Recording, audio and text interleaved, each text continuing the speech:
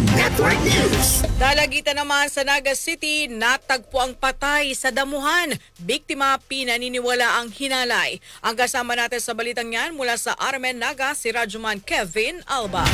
RMN Live Report. Nagpapatuloy pa ang investigasyon ng mga kapulisan sa pagkakamatay ng isang dalaga sa barangay Panikwason, lungsod ng Naga.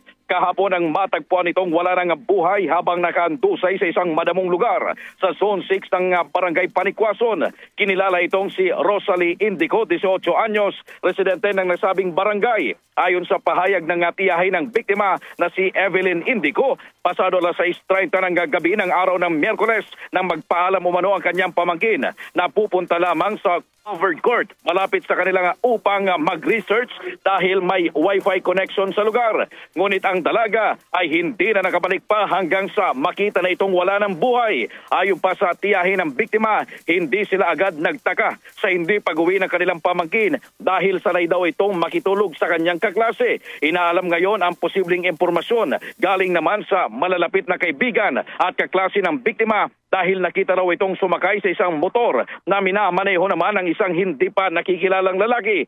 Samantala, inaalam na rin kung kaninong tsinelas ang nakita sa crime scene na posibleng may alam sa nangyari sa biktima. Ayon naman sa Naga City Police Office, nagpapatuloy pa ang kanilang investigasyon.